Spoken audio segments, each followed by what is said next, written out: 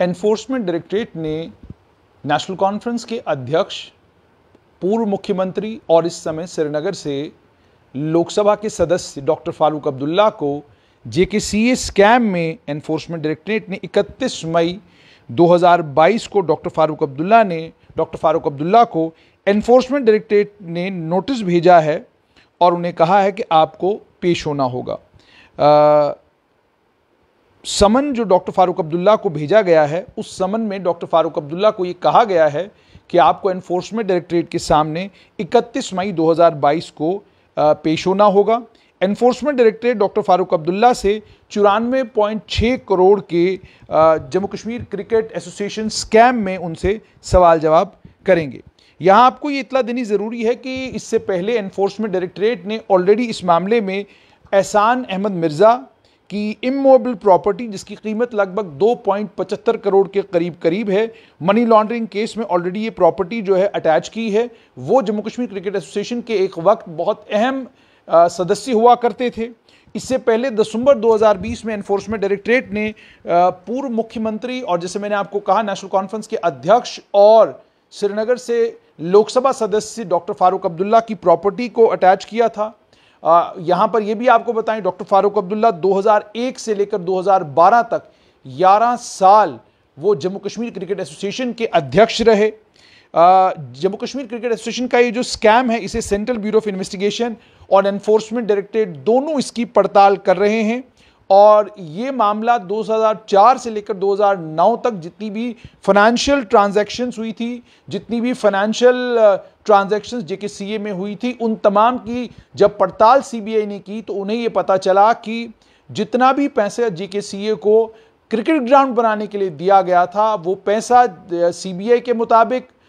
सारे का सारा पैसा खुर्द-बुर्द किया गया और जेकेसीए के मेंबरान ने उस पैसे को अपने कर्जे निभाने के लिए और अपने आप को खड़ा करने के लिए इस्तेमाल किया। ईडी ने एक स्टेटमेंट उस वक्त दिया था जब प्रॉपर्टीज अटैच की थी। उन्होंने कहा था कि इस मामले में ऑलरेडी हमने 14.32 करोड़ की प्रॉपर्टीज ऑलरेडी अटैच की हैं। इसमें से 2.46 करोड़ के मूवेबल और इमूवेबल एसेट्स हैं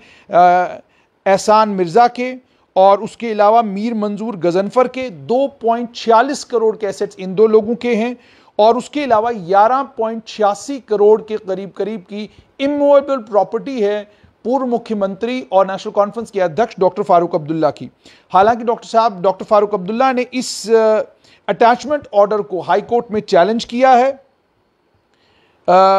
और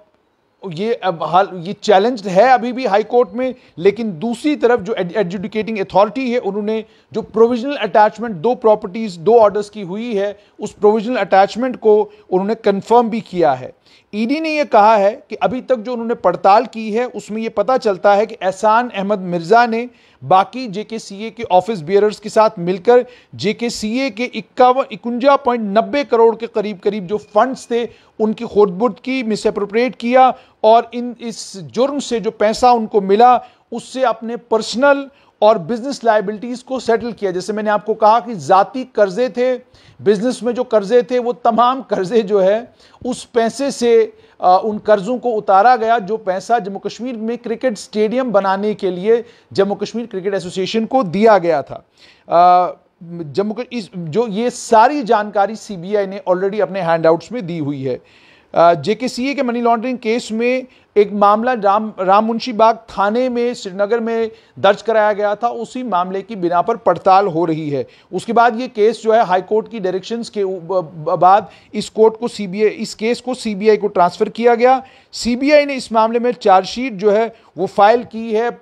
जो पूर्व जेकेसीए के ऑफिस बियरर्स थे, और उसमें 43.69 करोड़ के करीब की फंडिंग की खुर्द-बुर्द करने का इल्ज़ाम लगाया गया है। ये भी मैं आपको थोड़ा सा यहाँ पर बताऊँ, जब सीबीआई ने इस मामले को इन्वेस्टिगेट किया उनके मुताबिक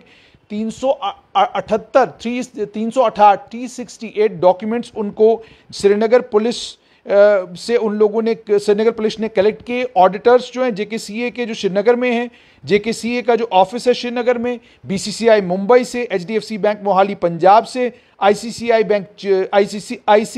बैंक चेन्नई से, और अलग अलग जम्मू कश्मीर बैंक की जो ब्रांचेज हैं श्रीनगर और जम्मू में, और 75 लोग जिसमें जम्मू कश्मीर बीसीसीआई के ऑफिस बियरर्स हैं, जम्मू कश्मीर क्रिकेट एसोसिएशन के साथ ताल्लुक रखने वाले लोग हैं, बैंक्स हैं, कुछ प्राइवेट लोग हैं। इन तमाम डॉक्यूमेंट्स की 368 डॉक्यूमेंट्स की पड़ताल सीबीआई ने अभी तक इस मामले में की है और इन्वेस्टिगेशन में उन्हें यह पता चला है कि 112 करोड़ रुपया बीसीसीआई ने जम्मू कश्मीर क्रिकेट एसोसिएशन को 2002 से लेकर अप्रैल 2002 से लेकर 31 दिसंबर 2011 तक दिया एनुअल ग्रांट्स के तौर पर। और ये ग्रांट थी जम्मू कश्मीर में बेहतरीन क्रिकेट का इंफ्रास्ट्रक्चर बनाने के लिए, बजालता में स्टेडियम बनाने के लिए, जो एग्जिस्टिंग क्रिकेट स्टेडियम्स हैं, बख्शी स्टेडियम है या मौलाना आज़ाद स्टेडियम जम्मू में, इन दोनों स्टेडियम्स को और ज़्यादा बेहतर बनाना, अंतर्राष्ट्रीय लेवल का बनाना, ताकि यहाँ पर T20 के मैचेस हों, इंटरनेशनल मैचेस हों। इसके लिए सारे का सारा पैसा दिया गया था, क्रिकेटिंग इंफ्रास्ट्रक्चर को बेहतर करने के लिए पैसा दिया गया था। लेकिन इस सारे पैसे को इन्वेस्टिगेशन के दौरान ये पता चला कि ये पैसा JKCA के अकाउंटों से अलग अलग लोगों के खातों में डाला गया और उन लोगों के खातों में ये पैसा गया जो लोग ना तो JKCA के ऑफिस बियरर थे, यानी ना तो वो JKCA के साथ जुड़े हुए थे और ना ही उनका कोई connection Jammu Kashmir cricket association के साथ था। सीबीआई ने इन अकाउंट्स को ट्रेस किया जिनको चोरी छुपे खोला गया था और यह भी उन्होंने कहा कि ये JKCA के ऑफिस बियरर्स इन अकाउंट्स को ऑपरेट करते थे ताकि वो JKCA के फंड्स के साथ बेईमानी कर सकें। और साथ में सीबीआई ने यह भी कहा कि हमने एक मनी फ्लो चार्ट भी तैयार किया है जिसके जरिए हमने ये बताया है कि पैसा कहां से आया, किसके पास पहुंचा, वहां से आगे कैसे गया, पैसे को किसके अकाउंट में कब ट्रांसफर किया गया, क्यों ट्रांसफर किया गया और उसके बाद उस पैसे का इस्तेमाल कहां पर हुआ। चार्जशीट जो सीबीआई ने ट्रायल कोर्ट के सामने पेश की है, उस चार्जशीट में डॉक्टर फारूक अब्दुल्ला का नाम भी है। तो जैसे मैंने एक और चीज मैं आपको बताऊं यहां पर इंपॉर्टेंट कि अब एनफोर्समेंट डायरेक्टरेट ने दोबारा डॉक्टर फारूक अब्दुल्ला को बुलाया है, समन किया 31 मई 2022,